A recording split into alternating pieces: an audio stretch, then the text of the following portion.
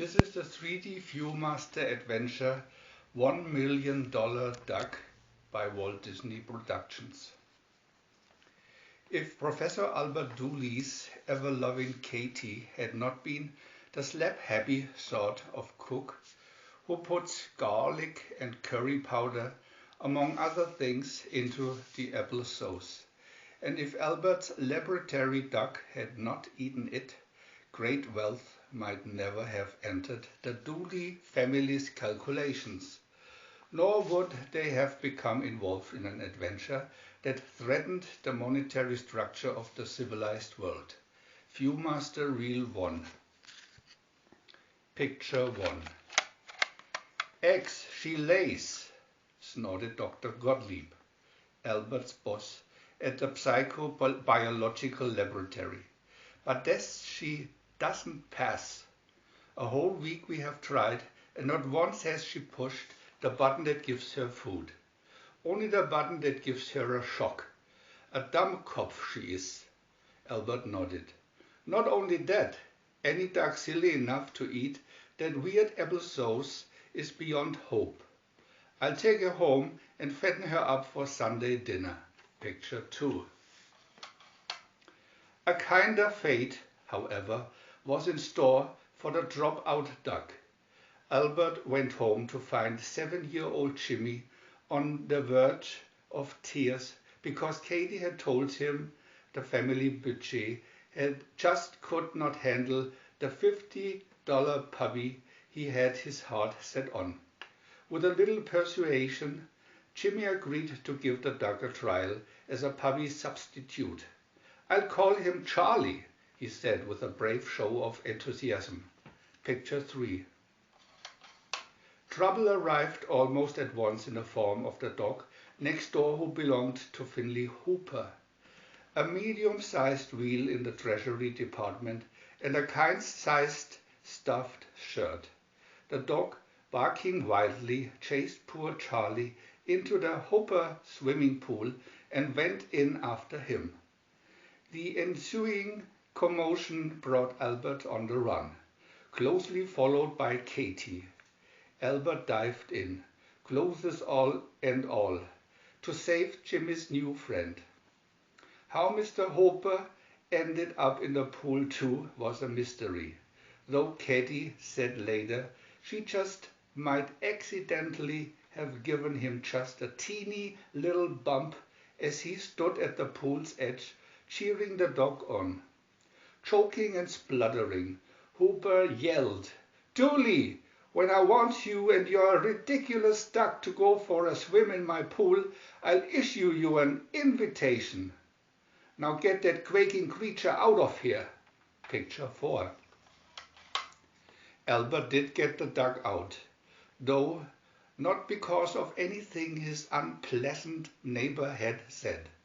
With a mighty effort, he flipped the bewildered Charlie out of the water and into the eager arms of his son. "Get on home with him, Jimmy," he whooped, "and shut the gate." Jimmy obeyed, while the professor, weighed down by his saturated clothing, dragged himself out of the pool. Picture 5. Back in their own yard, while the Hooper dog barked louder than ever outside the fence, the Dooleys looked on in amazement as Charlie, acting very strangely indeed, squatted down and laid 2 eggs in quick succession. Unnoticed by the others, Albert frowned in concentration as he examined the first of the eggs. It seemed heavier than a duck egg should be, and there was an odd odor. Garlic? Curry powder? Apple sauce? His mind raced, thinking of the various types of radiation Charlie might have encountered at the lab. Picture 6. By the time he was able to be alone with one of the eggs, Albert had already reached 2 conclusions. First, that the dog's barking had somehow triggered the egg-laying process, and second, that some strange, improbable but barely possible biochemical process had taken place in the duck's body. Breaking the egg open, he stared in disbelief. The white was like any other egg white, but the yolk was hard and heavy, like metal. It was metal, and the metal looked and felt like gold. The next morning, feeling more than a little silly, he took the metallic yolk to an Assayer's laboratory. When he called back for the report, it staggered him. The yolk came to 41 ounces of pure gold. Each egg then would be worth about $15,000. If Charlie could lay a dozen or so a day, 7 days a week, he nearly ruined the family jalopy in his rush to get home and tell Katie they had a feathered gold mine all their own. Picture 7. "You what?" yelled Albert. "Gave her away. I gave the duck to the vegetable man, Mr. Purdham. You didn't tell me you promised Jimmy he could keep her. I only thought I'd found a good home for Charlie. Mr. Purdham has lots of ducks. He—" "Never mind," shouted Albert. "Come on, we're going to Purdham's place. We've got to find the duck. She's worth millions." VIEW-MASTER Reel 2.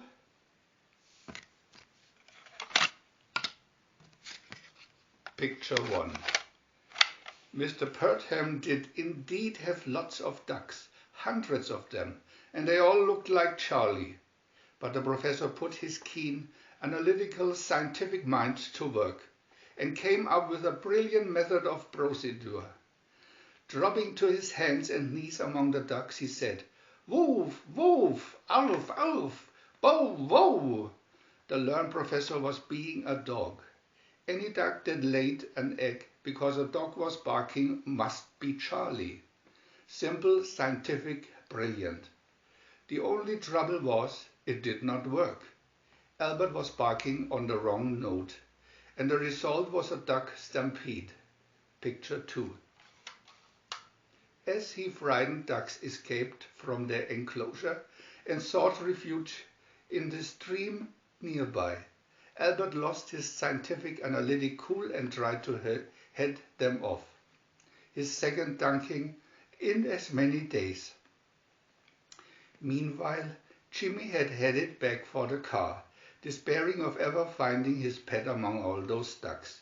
But suddenly he heard a quack behind him, and there, trying to catch up, was Charlie. The dropout duck was smarter than anyone had given her credit for. Albert made speeches all the way back to town about how hard they must try to keep Charlie safe. He failed to see Katie's thoughtful look at him. He seemed to be thinking more about those golden eggs than about his son's happiness. And that was not at all like the Albert Dooley she knew. Picture 3. Katie went on looking thoughtful that evening when Albert enlisted the aid of Fred Hines, the hungry young lawyer who was their friend and neighbor. Legal advice would certainly be needed to protect the vast fortune the Dooleys were about to acquire. "The big thing is secrecy," Fred kept saying. "We'll have to play it close to our chest to avoid upsetting the world gold market, which is as sensitive as a seismograph. And of course there's the internal revenues and the US Treasury. But I don't want to do anything illegal," Albert said. "You won't," Fred assured him. "We'll use all the loopholes." Picture 4. In the end, it was Katie who let the cat out of the bag. By selling a golden egg, she started a chain reaction that shook up the world's money manager and set off a treasury investigation. The T-men narrowed their search to the Dooley's neighborhood and put Hooper on the job as chief government stool bigon. Not content with simple spying and eavesdropping, Hooper went so far as to kidnap Charlie and try to steal an egg as evidence, only to be caught red-handed by Katie and Jimmy. They wrested the bird from him, but Hooper had the last word. "I warn you, madam," he said. "You will hear very soon from my associates." Picture 5. True to his unpleasant word, Hooper arrived an hour later with a trio of Treasury men, armed with a search warrant which authorized them to seek out and take possession of one golden egg-laying duck named Charlie. "That bird," said Hooper's boss, "the head of the POS, is a menace to the monetary system of the free world. We know he has already produced about $40,000 worth of gold, and he must be taken into custody." "But you can't do that," Katie burst out. "The duck is our little boy's pet. He loves it. "Sorry, ma'am," was the reply. "But if you won't turn the duck over to us, we'll have to search the premises." Picture 6. Overhearing this ominous exchange from the top of the stairs, Jimmy went into action. Tiptoeing to his room, he scooped Charlie up off the bed and crawled out on the porch roof. "They're after you, Charlie," he whispered. "You and me have got to hit the road."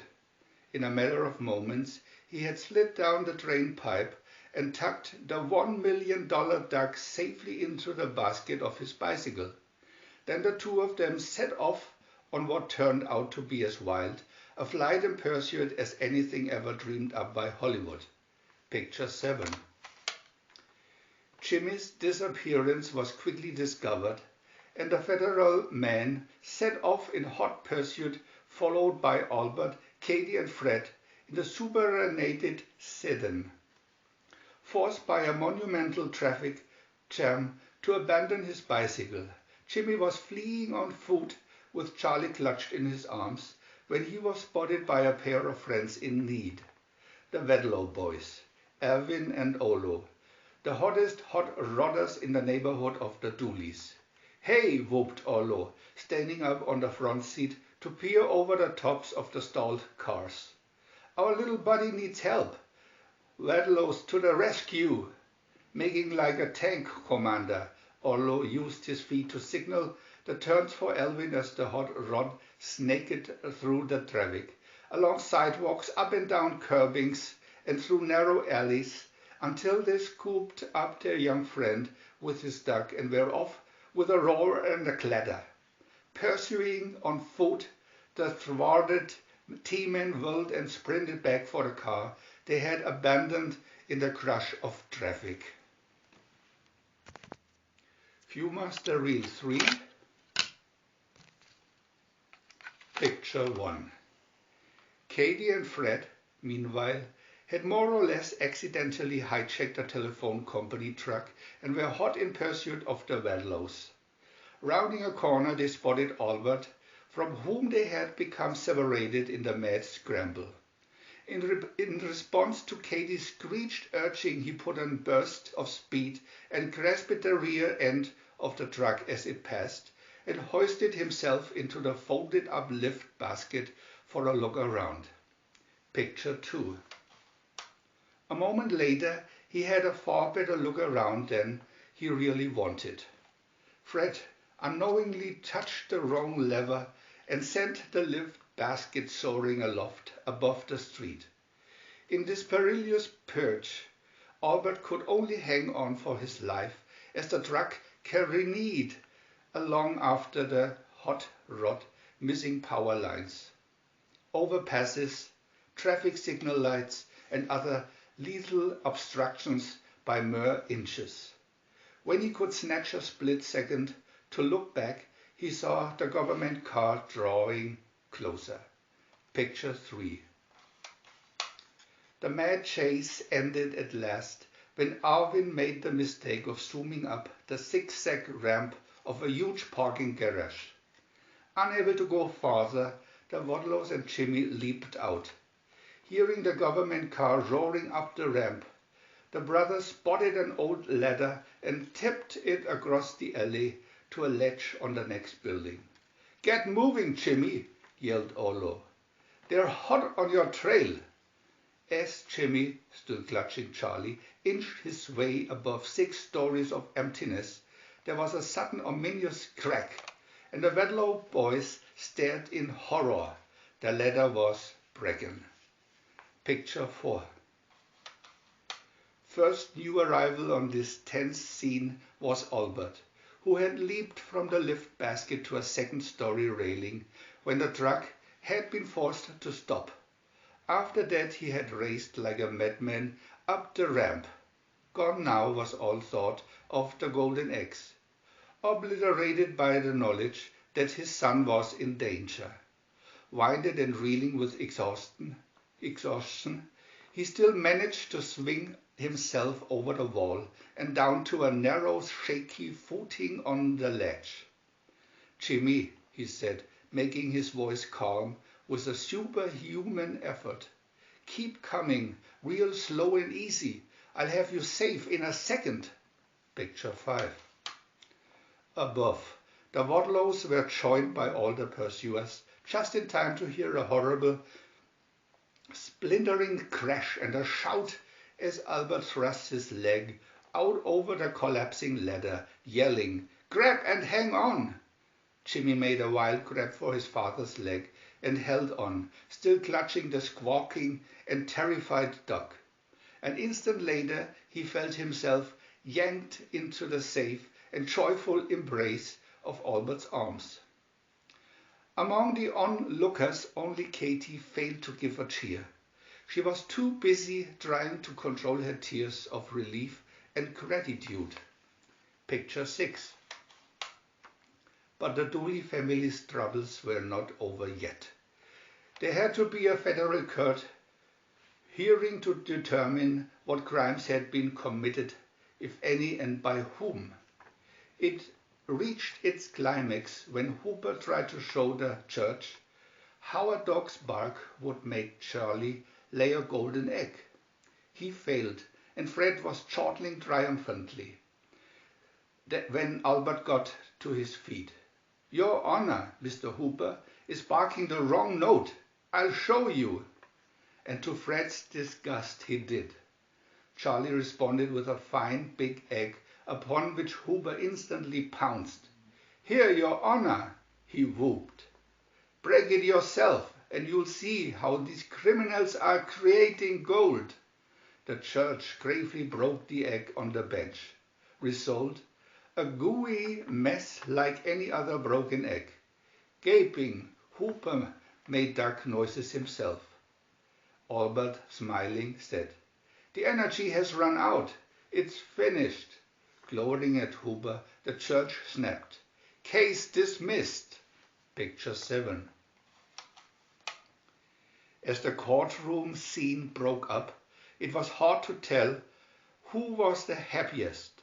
Not Hooper, who had ended up almost literally with egg on his face, and certainly not Fred, who could not stop groaning at the thought of all those golden eggs that would never be laid. But the judge was having a fine time. He beamed down as Jimmy reclaimed his pet. Then he turned to Albert with a wink.